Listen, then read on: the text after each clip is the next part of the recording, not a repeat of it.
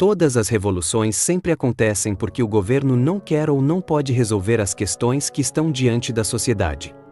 Na Rússia, durante todo o século XIX, não foram resolvidos 3 problemas principais.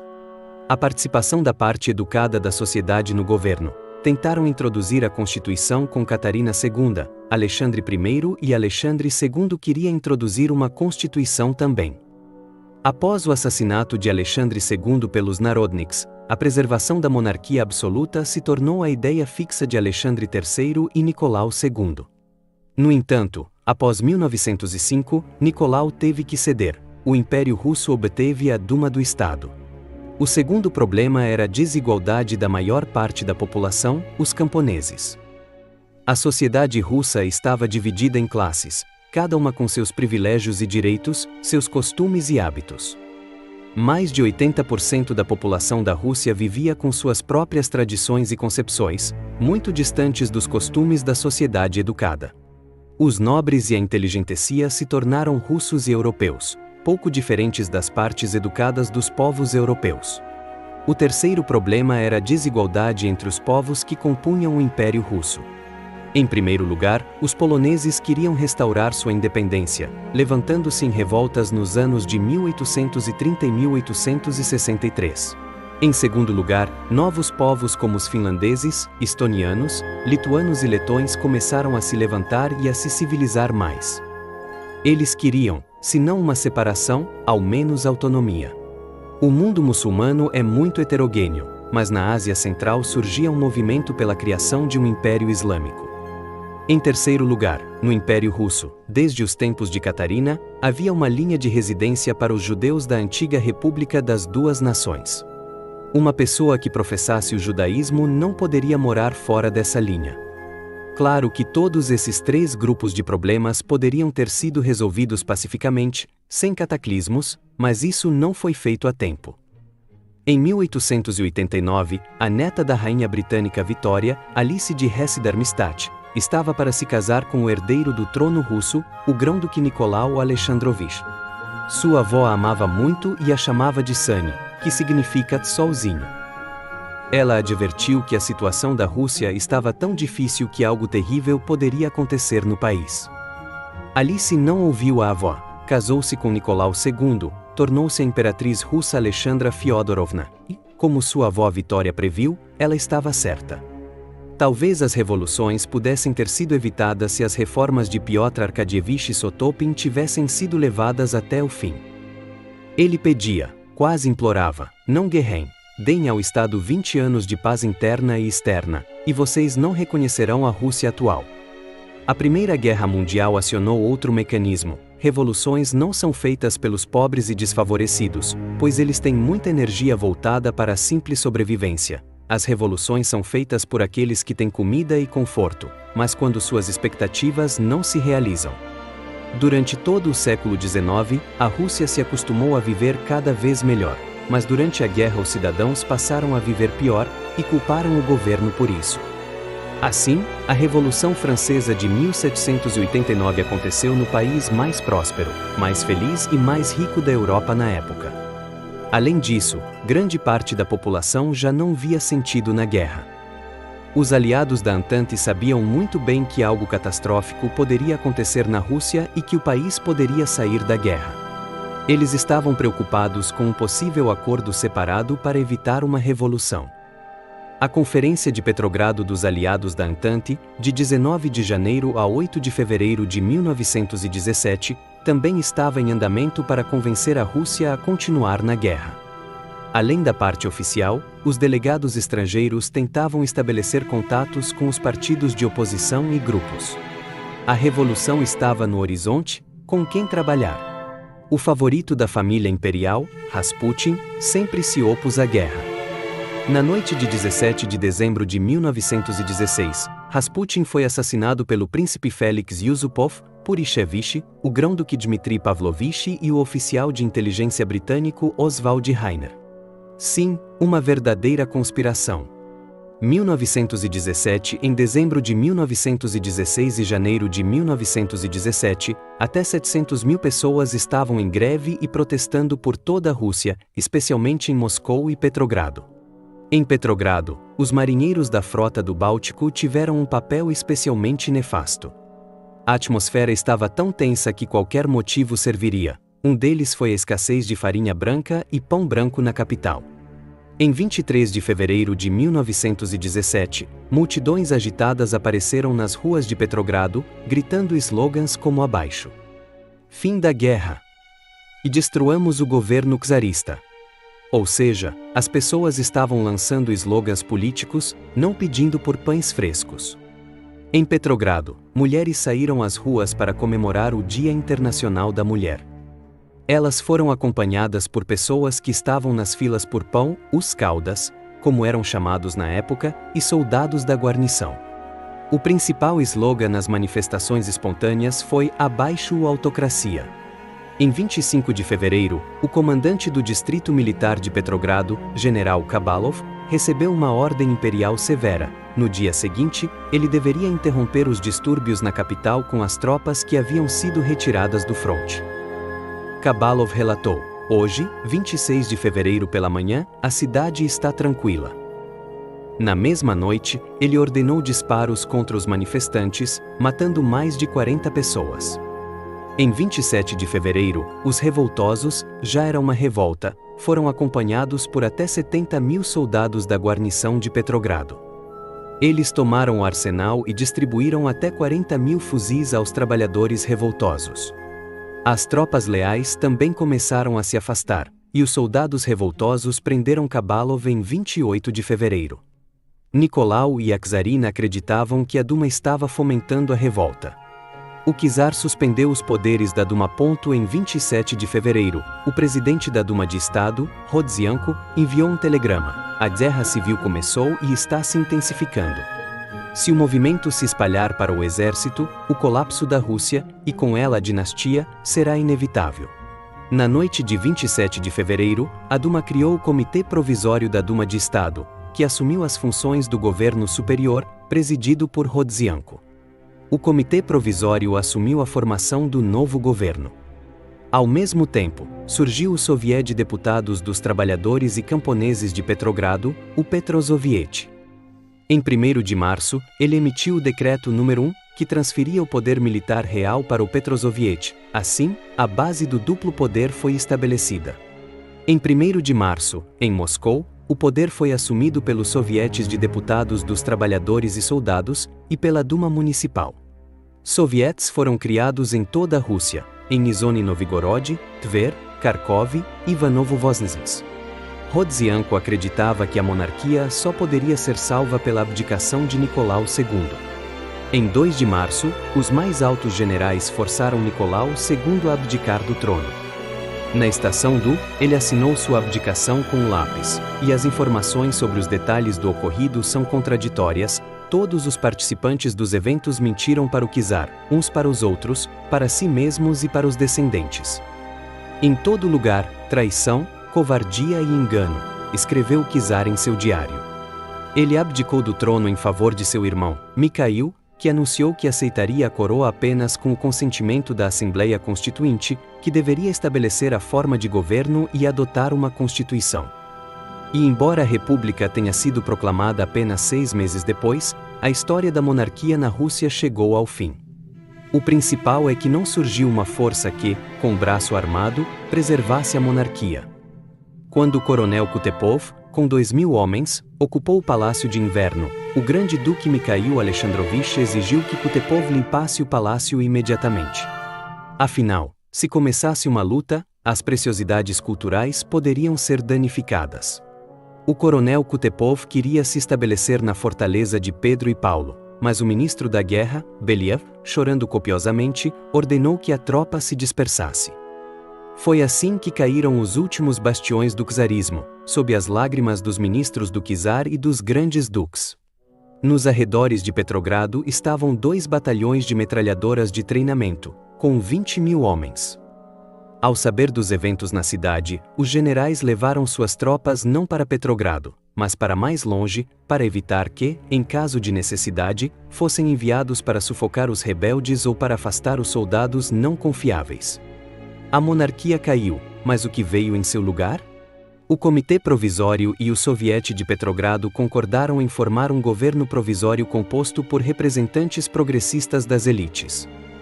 Retroativamente, Nicolau aprovou a candidatura do príncipe Lvov para chefe do governo. Chamado de provisório, o governo deveria atuar até a Assembleia Constituinte. Foi anunciada uma anistia política e liberdade de expressão, imprensa e reunião. Os bolcheviques não participaram ativamente dos eventos de fevereiro, pois os líderes do partido estavam presos ou no exílio. O Partido Social Democrata da Rússia, RSDP, tinha no máximo 24 mil membros, e em Petrogrado havia apenas algumas centenas de bolcheviques em abril de 1917. No país, havia pelo menos 2 governos, o provisório e os sovietes. O governo provisório comportava-se de forma hesitante, enquanto os sovietes se fortaleciam. Os anarquistas ocuparam o Palácio Durnovo, proclamando que nenhuma autoridade deveria existir. Os bolcheviques ocuparam o Palácio de Matilda Kshezhinskaya. O líder bolchevique Vladimir Lenin retornou do exílio e foi recebido na estação ferroviária de Finlândia, em um blindado, de onde fez um discurso inflamado em um comício. Nesse discurso, Lenin traçou a linha para uma revolução socialista proletária, uma cena que seria amplamente celebrada na iconografia soviética. Em 4 de abril, ele apresentou as Teses de Abril. A política do governo provisório não atendia às expectativas do povo. Era essencial transferir toda a autoridade estatal para os sovietes de deputados. Novas eleições para os sovietes ajudariam a resolver as questões da terra e da paz. Em 4 de junho de 1917, no primeiro Congresso All-Russo dos Sovietes, o ministro do governo provisório, o menchevique Tsereteli, declarou: atualmente, na Rússia, não há partido político que diga dê-nos o poder. Saiam, tomaremos o seu lugar. Não existe tal partido na Rússia. Naquele momento, Lenin protestou da plateia: existe. Mais tarde, na URSS, surgiria o mito de que Lenin teria gritado: existe tal partido. E essa frase teria abalado os presentes, soar como um trovão, e outras besteiras. A primavera, o verão e o outono de 1917 foram uma série de crises políticas. O governo anunciou que quaisquer tentativas de violência seriam reprimidas com toda a força do poder estatal. Em 5 de maio, o governo foi reorganizado, agora uma coalizão de liberais e socialistas. Foi aprovado o dia de trabalho de 8 horas. De 9 de junho, patrulhas armadas começaram a patrulhar Petrogrado. Em junho, ocorreu o primeiro Congresso All-Russo dos Deputados dos Trabalhadores e Soldados, que elegeu o Comitê Executivo Central, CEC, um novo órgão que gozava de grande autoridade no país. O governo provisório tentou consolidar suas posições com sucessos militares na frente. O ministro da Guerra, Alexander Kerenc, discursava para as tropas e batizou batalhões femininos da morte, mas o fracasso da ofensiva de junho do exército russo na frente germânica resultou apenas em deserções em massa.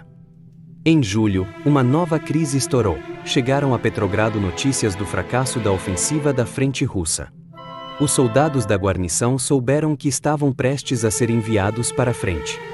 Em 3 de julho, manifestantes foram às ruas em toda Petrogrado, com slogans como contra o envio imediato para a frente. E fora os 10 ministros capitalistas. Em resposta ao pedido de entrega das armas, os soldados da manifestação decidiram não entregar as armas, mas usá-las para forçar o governo a não enviar ninguém para a frente.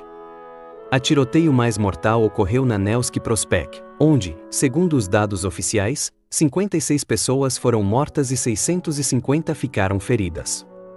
O governo alegou colaboração dos bolcheviques com a inteligência alemã.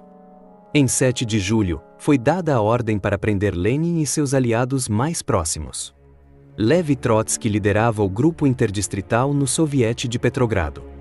Muitos bolcheviques e Trotsky, juntamente com eles, foram presos.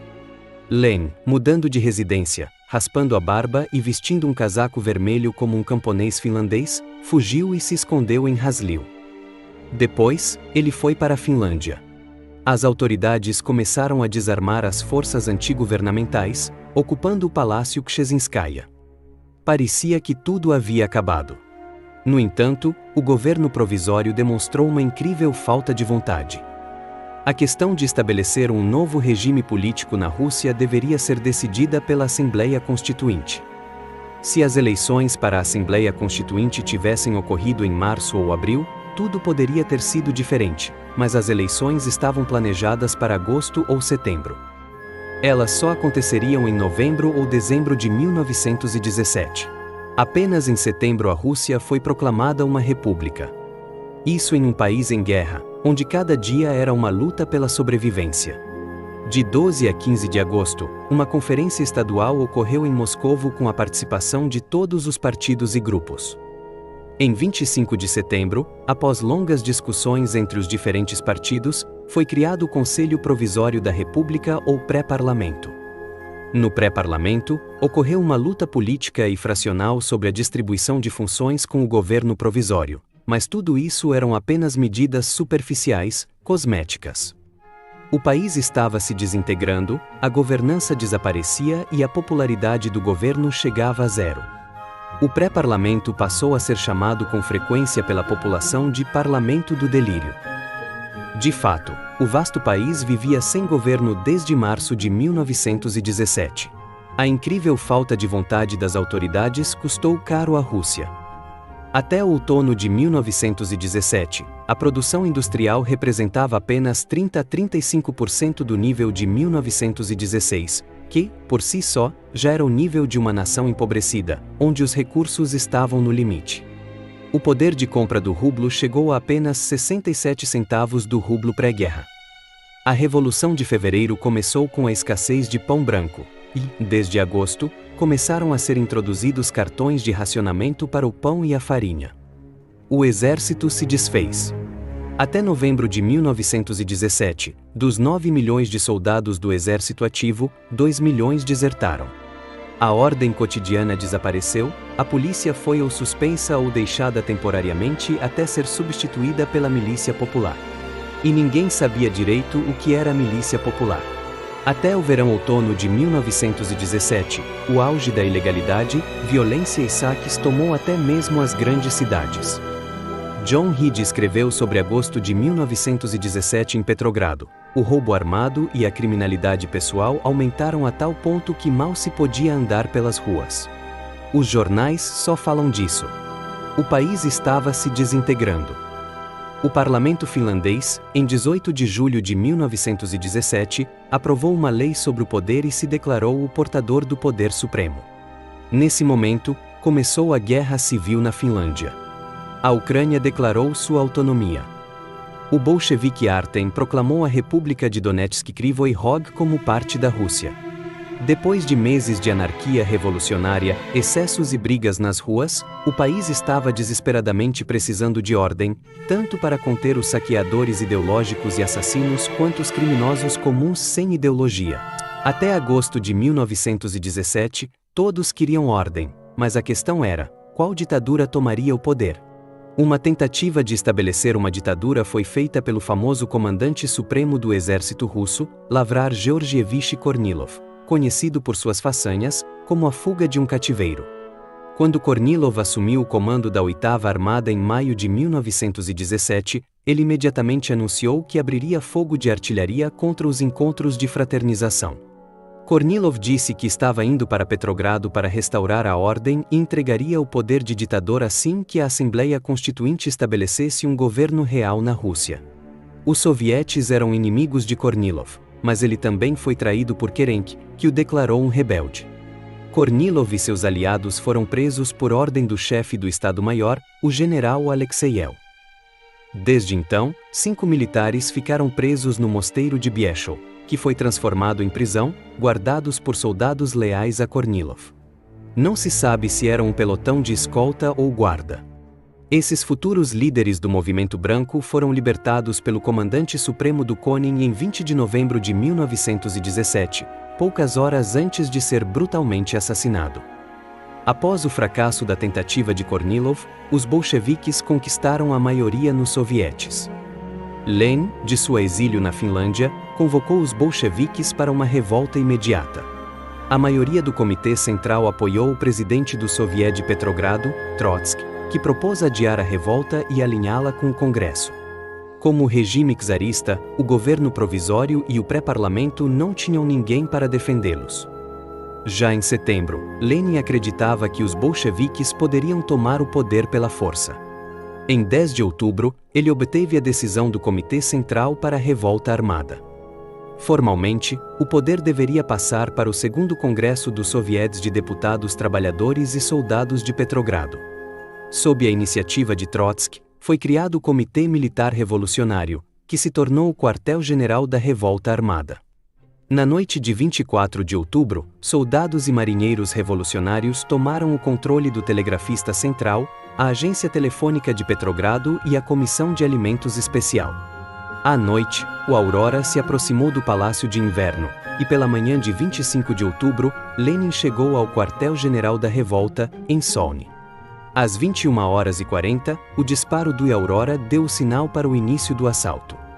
Outro tema favorito do realismo socialista, o Aurora, aparece até mesmo na Ordem da Revolução de Outubro, e sobre o assalto ao Palácio de Inverno, durante o período soviético, surgiram muitas lendas.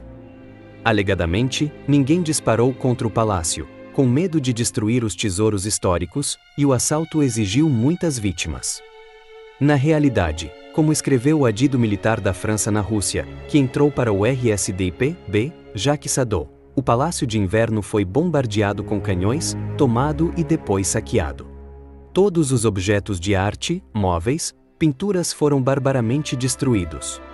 O batalhão feminino que defendia o palácio foi levado para o quartel, onde, como dizem, as infelizes foram brutalmente estupradas. Este último fato contradiz o relatório da Comissão de Deputados da Duma de Petrogrado sobre uma investigação especial que eles conduziram. As voluntárias em Leningrado não reclamam de nenhum abuso por parte da Guarda Vermelha. Todas essas 140 meninas não só estão vivas, como também não foram feridas e não sofreram nenhum dos terríveis abusos de que ouvimos falar. Os membros do governo provisório foram presos no Palácio de Inverno. A revolta armada venceu, e na URSS esse evento foi chamado de Grande Revolução Socialista de Outubro. Ao mesmo tempo, no Palácio de Solny, o Congresso dos Soviets começou a se reunir a partir das 22h40. De fato, foi estabelecido um novo governo na Rússia, que se chamou Conselho de Comissários do Povo, Sovnarkom. Seu chefe era Lenin. Kerensky ordenou a Krasnov mover suas tropas para Petrogrado, mas Krasnov tinha apenas 700 homens. Em 30 de outubro, em Pulkovo, eles foram recebidos por mais de 10.000 soldados da guarnição de Petrogrado, marinheiros do Báltico e guardas vermelhos. Krasnov e seus cossacos foram desarmados e presos em Tsarskoye Selo. De 25 de outubro a 3 de novembro, houve uma revolta em Moscovo. A cidade foi severamente danificada pelo fogo de artilharia, e várias centenas de pessoas morreram. Os bolcheviques continuaram a se fortalecer. Em 12 de janeiro de 1918, o Comitê Executivo Central Bolchevique adotou a Declaração dos Direitos do Povo Trabalhador e Explorado. A declaração proclamou a Rússia como um estado da ditadura do proletariado na forma de sovietes. Somente os sovietes deveriam deter o poder central e local. Em 5-6 de janeiro, os bolcheviques dispersaram a Assembleia Constituinte, dizendo que não permitiriam nenhum outro poder. Para os historiadores, existe o conceito de Longo 1917, o período em que os eventos com o mesmo significado continuaram. O Longo 1917 começou no verão de 1916 e terminou em 1918, quando a Guerra Civil eclodiu. A Revolução deveria resolver problemas que se acumularam durante todo o século XIX, mas nenhuma revolução levou a algo bom. Não faz sentido resolver problemas às custas da desintegração do país e do colapso de toda a vida. Não faz sentido tratar caspa cortando a cabeça. Os revolucionários são culpados? Sergei Rafalski disse corretamente: sempre houve monarcas misericordiosos que prepararam revoluções. Acusar os próprios revolucionários pela revolução é o mesmo que culpar o bacilo da peste pela pandemia ou o vírus da Covid. Ninguém está pedindo para simpatizar com o vírus da Covid. Os bacilos da peste devem ser erradicados, mas se as pessoas permitem que os bacilos e vírus se multipliquem e destruam o povo, a culpa é das próprias pessoas, não dos bacilos. O governo do Império Russo já em 1805 poderia ter implementado reformas que só foram realizadas em 1905. Mesmo depois de 1905, eles não quiseram mudar nada. A dinastia governante e a camada dominante do Império Russo pareciam ter feito tudo de forma proposital para destruir sua própria soberania. Essas pessoas podem despertar simpatia por sua cultura elevada, conhecimento de línguas, inteligência e qualidades pessoais, mas foram os principais responsáveis pela situação que a Rússia vivia em 1917. A revolução na Rússia foi envolta em mitos e lendas. A opinião pública tanto demonizou quanto divinizou a revolução, mas o que aconteceu foi uma sequência bem definida de eventos interconectados, nos quais participaram personalidades não acidentais. O simples fato de mudar o sistema social nas condições em que a Rússia se encontrava em 1917 parecia inevitável. No padrão histórico-cultural para as escolas, esses eventos são chamados de Grande Revolução Russa.